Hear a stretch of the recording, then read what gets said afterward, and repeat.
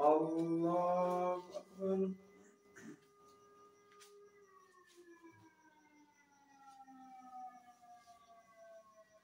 الحمد لله رب العالمين الرحمن الرحيم مالك يوم الدين إياك نعبد وإياك نستعين اهدنا الصراط المستقيم صراط الذين أنعمت عليهم غير المغضوب عليهم ولا الضالين.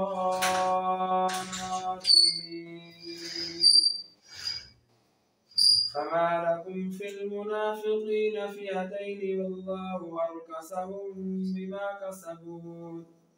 أتريدون أن تهدوا من أضل الله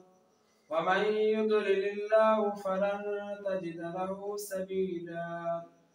ودوا لو تكفرون كما كفروا فتكونون سواء فلا تتخذوا منهم أولياء حتى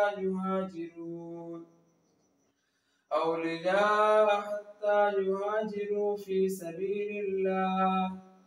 فإن تولوا فخذوهم وقتلوهم حيث وجدتموهم ولا تتخذوا منهم وليا ولا نصيرا إلا الذين يصلون إلى قوم بينكم وبينهم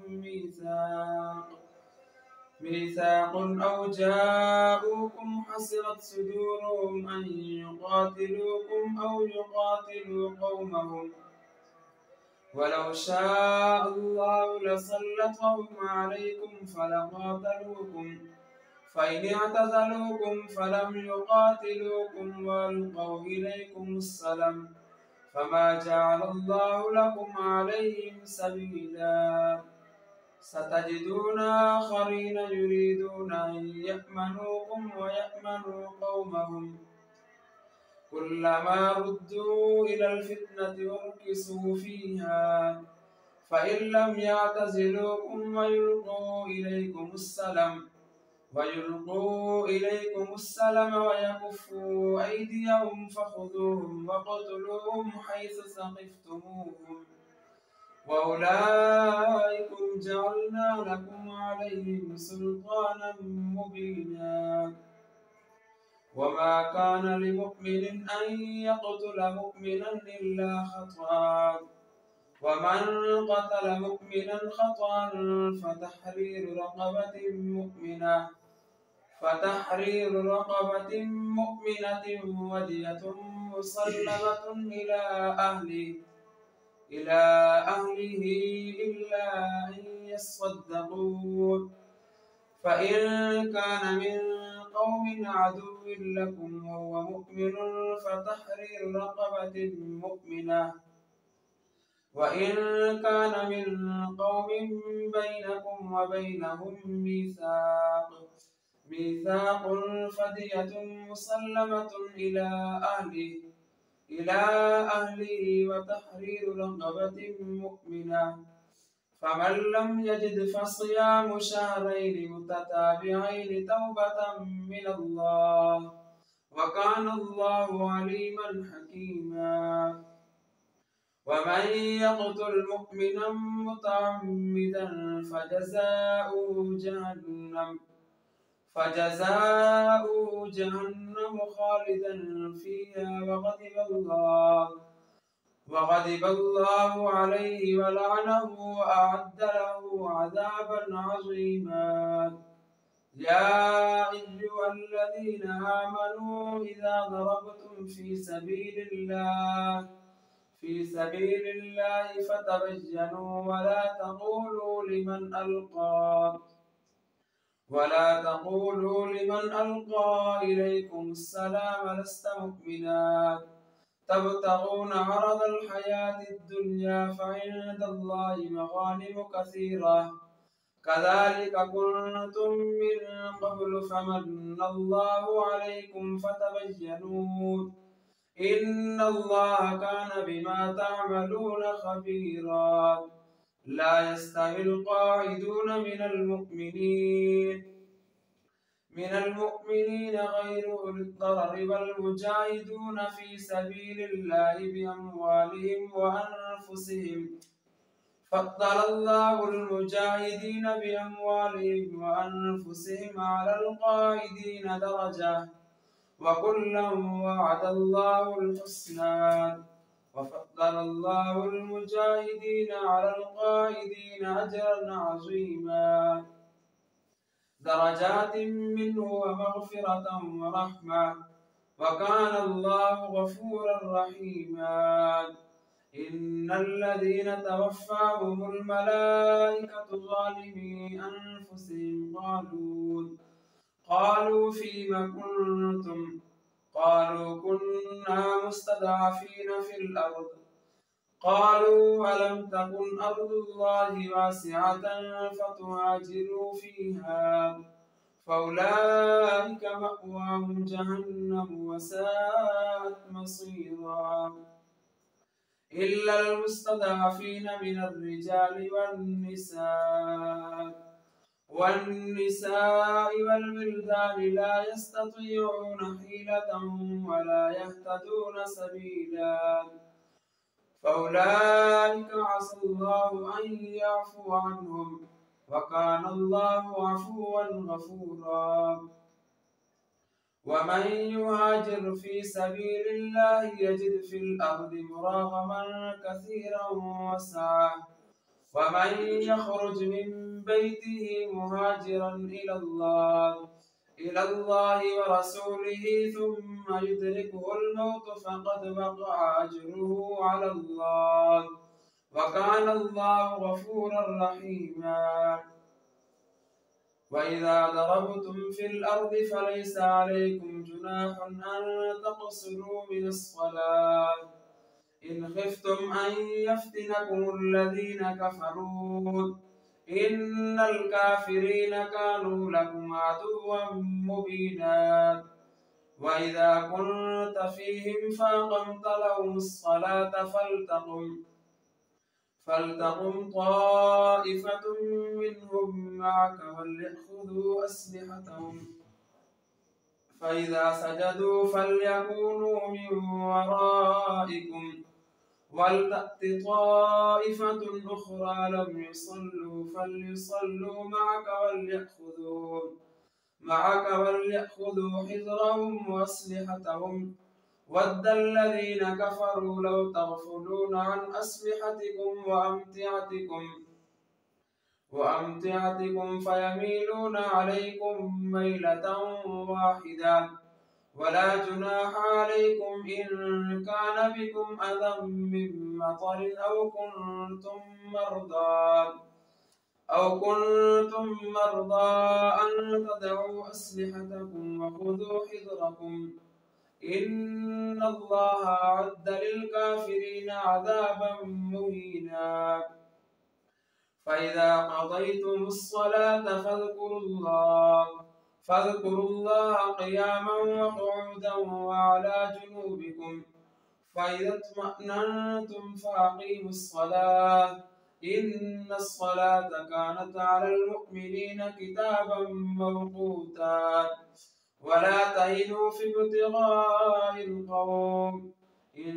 تكونوا تألمون فإنهم يألمون كما تألمون وترجون من الله ما لا يرجون وكان الله عليما حكيما إنا أنزلنا إليك الكتاب بالحق لتحكم بين الناس بما أراك الله ولا تكن للخائنين خصيما واستغفر الله إن الله كان غفورا رحيما ولا تجادل عن الذين يختانون أنفسهم إن الله لا يحب من كان خوانا أثيما يستخفون من الناس ولا يستخفون من الله وهو معهم إذ يبيتون ما لا يرضى من القول وكان الله بما يعملون محيطا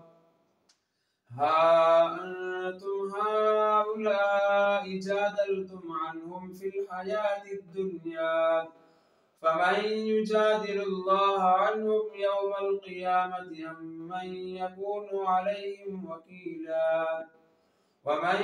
يعمل سوءا أو يظلم نفسه ثم يستغفر الله يجد الله غفورا رحيما ومن يكسب إثما فإنما يكسبه على نفسه وكان الله عليما حكيما ومن يكسب خطيئة أو إثما ثم يرم به بريئا فقد احتمل بهتانا وإثما مبينا ولولا فضل الله عليك ورحمته لهمت طائفة منهم أن يضلوك وما يضلون إلا أنفسهم وما يضرونك من شيء وأنزل الله عليك الكتاب والحكمة وعلمك ما لم تكن تعلم وكان فضل الله عليك عظيما لا خير في كثير من نجواهم إلا من أمر بصدقة أو معروف أو إصلاح بين الناس ومن يفعل ذلك ابتغاء مرضات الله فسوف نؤتيه أجرا عظيما ومن يشاقق الرسول من بعد ما تبين له الهدى ويتبع غير سبيل المؤمنين نوله ما تولى ونصله جهنم وساءت مصيرا الله أكبر سمع الله لمن حمده الله أكبر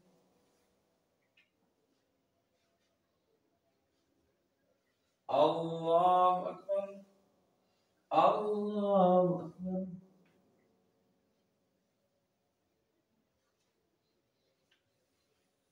الله أكبر الحمد لله رب العالمين الرحمن الرحيم مالك يوم الدين إياك نعبد وإياك نستعين اهدنا الصراط المستقيم صراط الذين أنعمت عليهم غير المغضوب عليهم ولا الضالين إن الله لا يغفر أن يشرك به ويغفر ما دون ذلك لمن يشاء ومن يشرك بالله فقد ضل ضلالا بعيدا إن يدعون من دونه إلا إناثا وإن يدعون إلا شيطانا مريدا لعنه الله وقال لأتخذن من عبادك نصيبا مفروضا ولأضلنهم ولأمنينهم ولآمرنهم فليبتكن آذان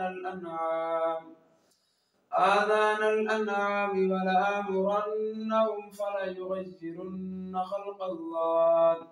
ومن يتخذ الشيطان وليا من دون الله فقد خسر خسرانا مبينا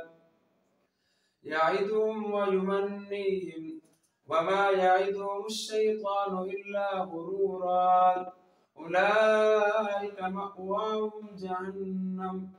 ولا يجدون عنها محيصا والذين آمنوا وعملوا الصالحات سندخلهم جنات تجري من تحتها الأنهار خالدين فيها أبدا وعد الله حقا ومن أصدق من الله قيلا ليس بأمانيكم ولا أماني أهل الكتاب من يعمل سوءا يجز به ولا يجد له من دون الله وليا ولا نصيرا ومن يعمل من الصالحات من ذكر أو أنثى وهو مؤمن فأولئك يدخلون الجنة ولا يظلمون نقيرا ومن أحسن دينا ممن أسلم وجهه لله وهو محسن واتبع ملة إبراهيم حنيفا واتخذ الله إبراهيم خليلا ولله ما في السماوات وما في الأرض وكان الله بكل شيء محيطا ويستفتونك في النساء قل الله يفتيكم فيهن وما يتلى عليكم في الكتاب في يتامى النساء اللاتي لا تؤتونهن ما كتب لهن وترغبون أن تنكحوهن والمستضعفين من الولدان وأن تقوموا لليتامى بالقسط وما تفعلوا من خير فإن الله كان به عليما وإن امرأة خافت من بعلها نشوزا أو إعراضا فلا جناح عليهما أن يصلحا بينهما صلحا والصلح خير وأحضرت الأنفس الشح وإن تحسنوا وتتقوا فإن الله كان بما تعملون خبيرا ولن تستطيعوا أن تعدلوا بين النساء ولو حرصتم فلا تميلوا كل الميل فتذروها كالمعلقة وإن تصلحوا وتتقوا فإن الله كان غفورا رحيما وإن يتفرقا يغن الله كلا من سعته وكان الله واسعا حكيما ولله ما في السماوات وما في الأرض ولقد وصينا الذين أوتوا الكتاب من قبلكم وإياكم أن اتقوا الله وإن تكفروا فإن لله ما في السماوات وما في الأرض وكان الله غنيا حميدا